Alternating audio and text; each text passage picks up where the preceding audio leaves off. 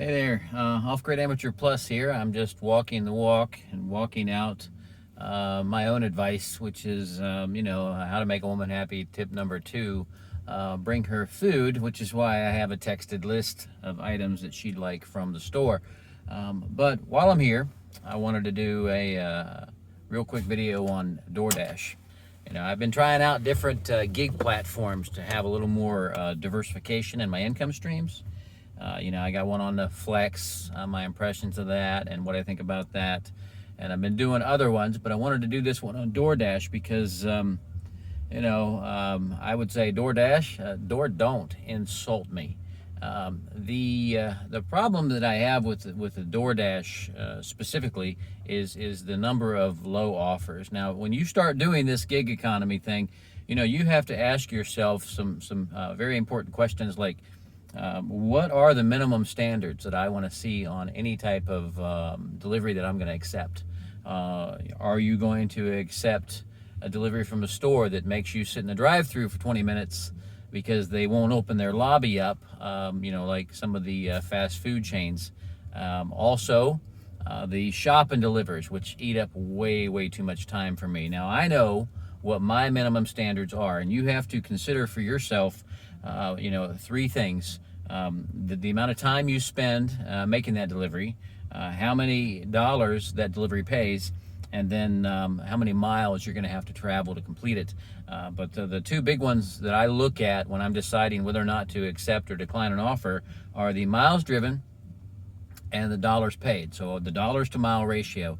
I have a formula that I use when I'm out DoorDashing. So I do a lot of declining. I don't even worry about the acceptance rate and premium dasher status and all that stuff. It doesn't matter to me, okay?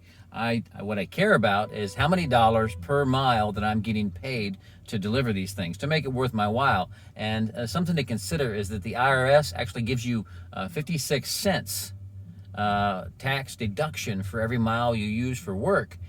So if the delivery doesn't even work out to 56 cents a mile, you're losing money from a revenue standpoint based on the tax deduction. So I will sit and I will wait for the offers to come through that satisfy my minimums, not just for dollars, but dollars per loaded mile, and only you can decide for yourself, like I have, how much your time is worth.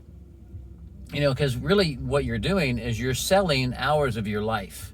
Money is made and money is spent and more money is made. But when you spend an hour of your life doing something, that hour's gone. You're never going to get it back. You can't go out and make more hours for your life. So if somebody is undervaluing your time and you're allowing them to do that, then that's on you. But you need to decide, do you want to make X amount of dollars per mile? How much is your time really worth? You're going to sell it to somebody. So I have a formula that I use, and I don't care about their acceptance rating. If you focus on that acceptance rating, you're going to spend more money than you're making. And it may not seem like you're spending more money because you're just buying gas.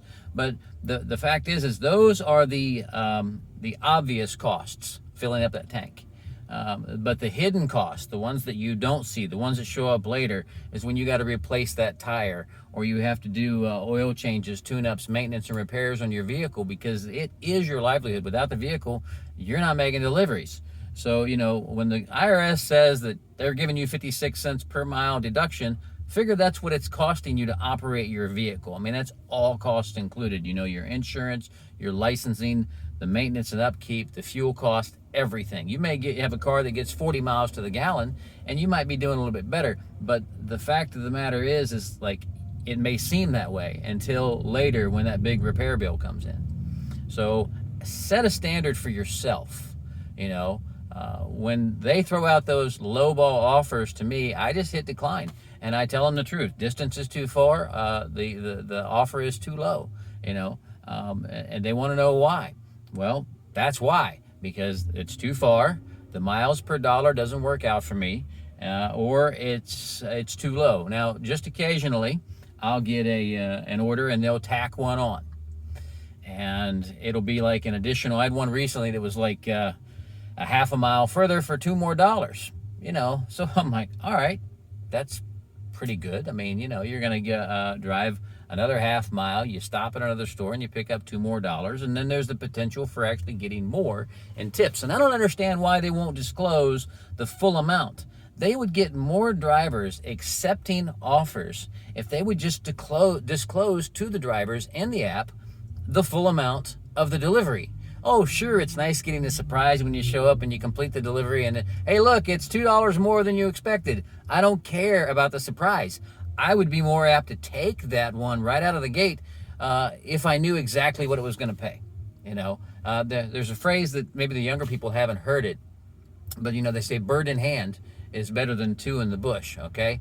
I would rather take a job that I know exactly what I'm going to make on it than to take a job that maybe is from a high-end restaurant that looks low, that has the potential for a tip. Well, that tip's not guaranteed, because early on, I was following somebody else's Dasher's advice, and I took an order from Red Lobster.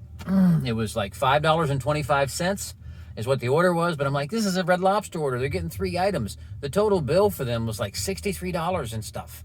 And I ended up driving over 7 miles to make that delivery, and when I completed the delivery, $0 tip.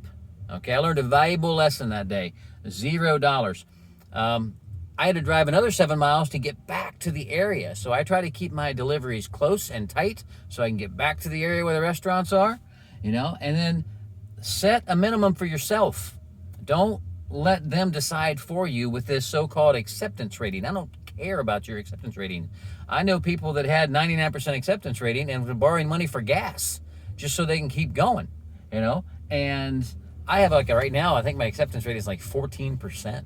It's kind of absurd, but 14%, and I'm still getting orders, but I'm declining a lot of them because they don't satisfy those minimum requirements. And I would say to the people that are getting deliveries, if you're ordering food on DoorDash, there's a certain measure of responsibility that you have as the recipient of this. You got to remember, these people that are delivering on DoorDash, they don't work for the store or the restaurant you're ordering from. Those people are independent contractors. Okay, they're not like the pizza delivery guy that works at the local pizza shop. He gets minimum wage and a fuel reimbursement, although he drives his own car. So he has a guaranteed earnings plus whatever tips you give him. And it's social convention dictates you tip the pizza delivery guy. All right. The waitress at the restaurant, most people aren't even aware of the fact that these people, the servers at the restaurant, pull down half of what minimum wage is. Half of what minimum wage is. So they depend on the tips for their livelihood.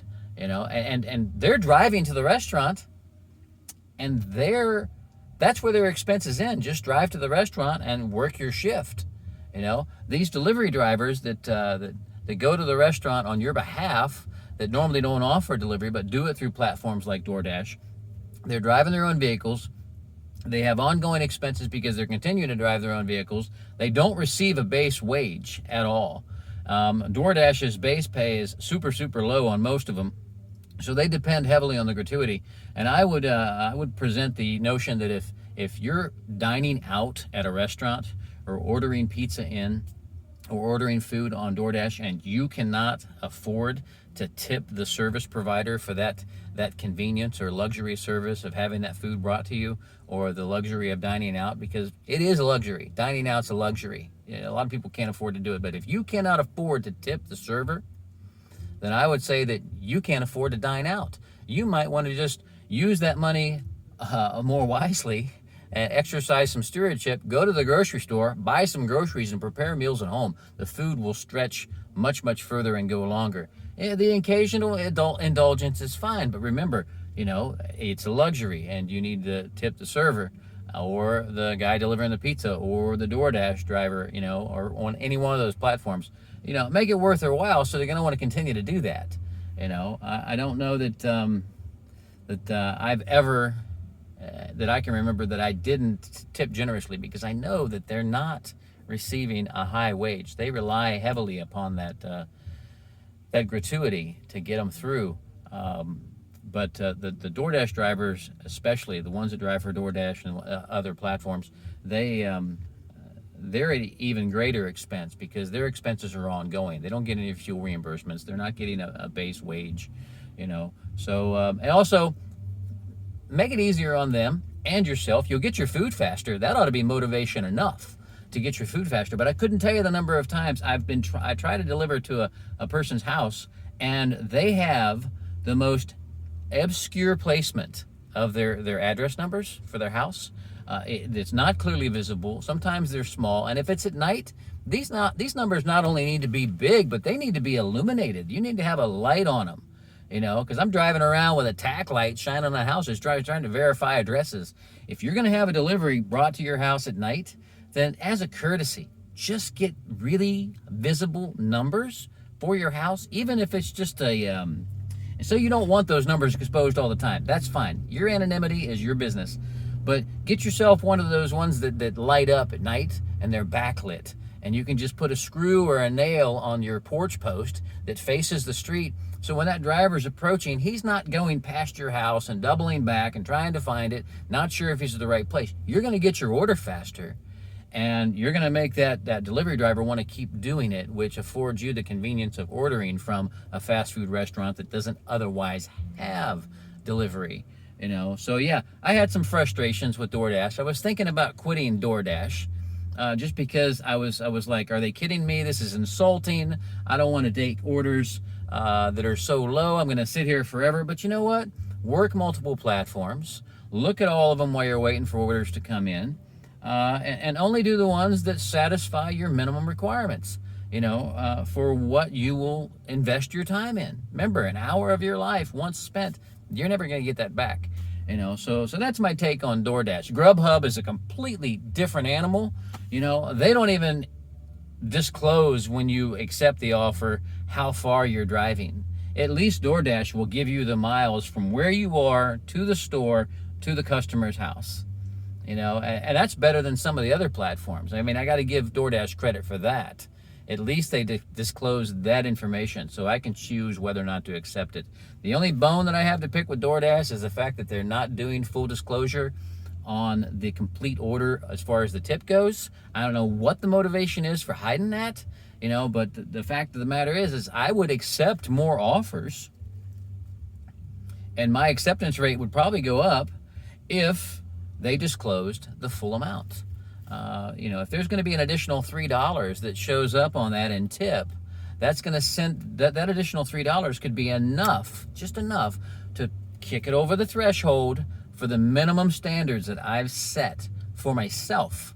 You know, and you need to set those for yourself as well if you're out there dashing. You know, you can make a decent living doing it, but while you're off doing that low dollar run, that one that doesn't pay very well, you know, just because nothing else is coming and you're afraid nothing else will come through on your phone, while you're dashing, you're probably missing out on other orders that pay better.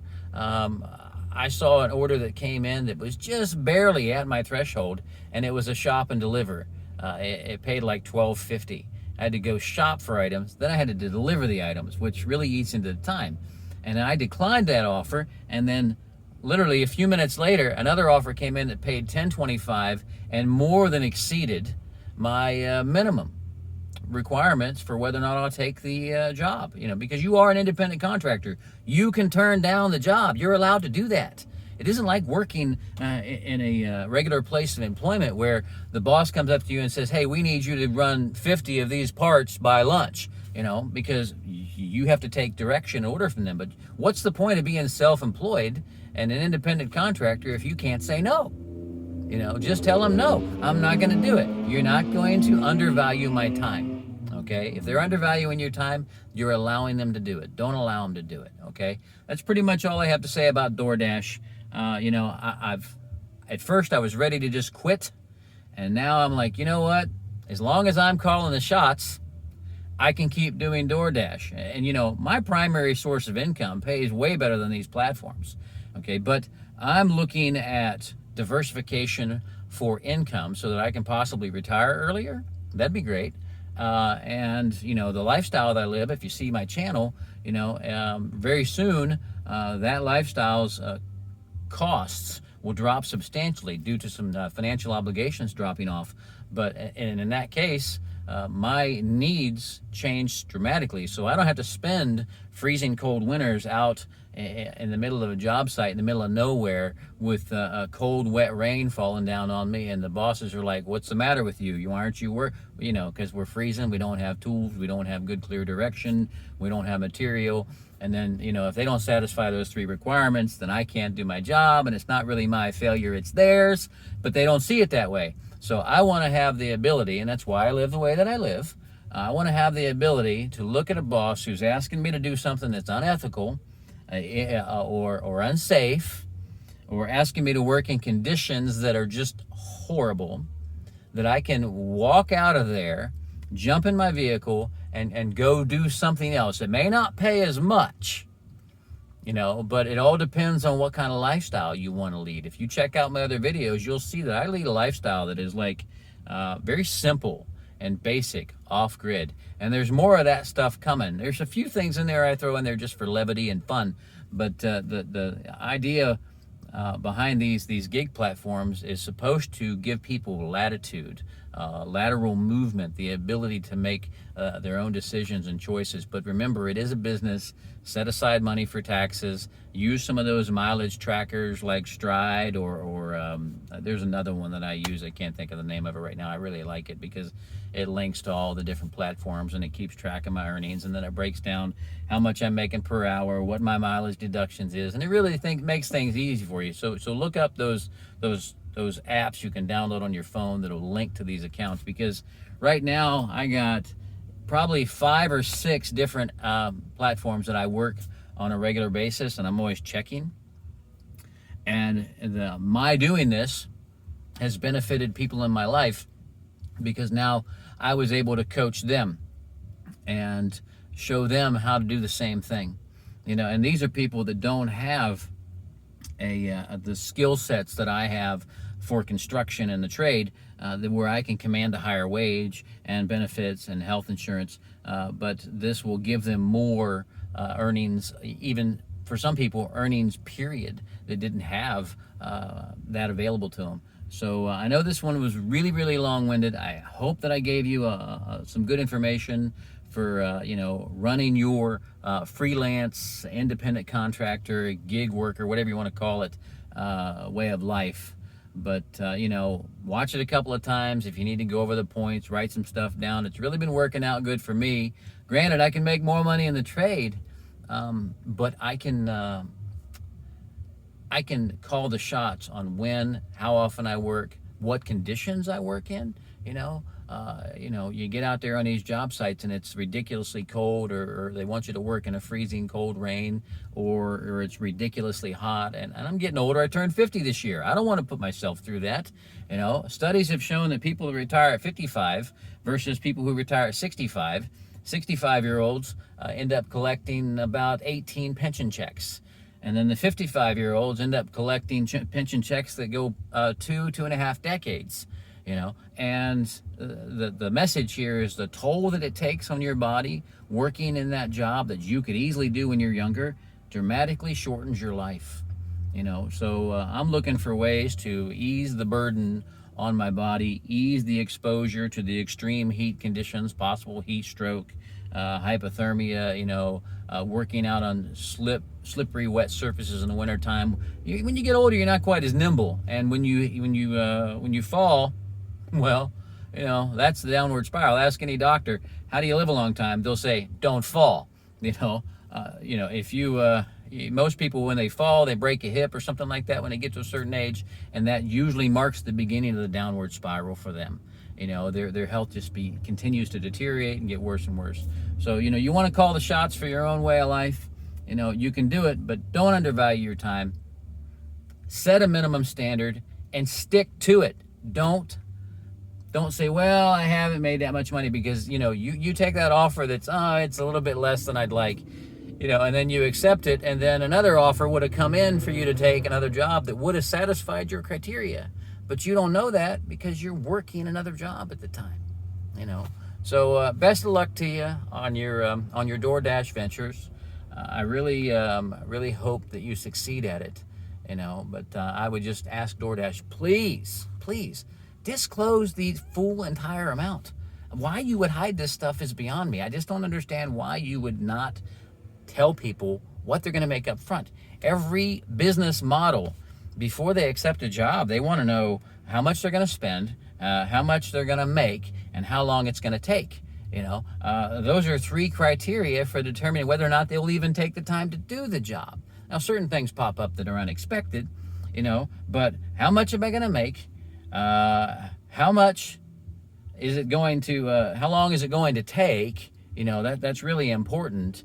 And how much am I going to have to spend? This like revenue versus liabilities, that whole formula. Set a standard, set a minimum for yourself, stick to it. You owe it to yourself. Just stick to it. All right. So I'm Off-Grid Amateur. If I haven't said it before, if you like the content, there's more stuff coming for other platforms.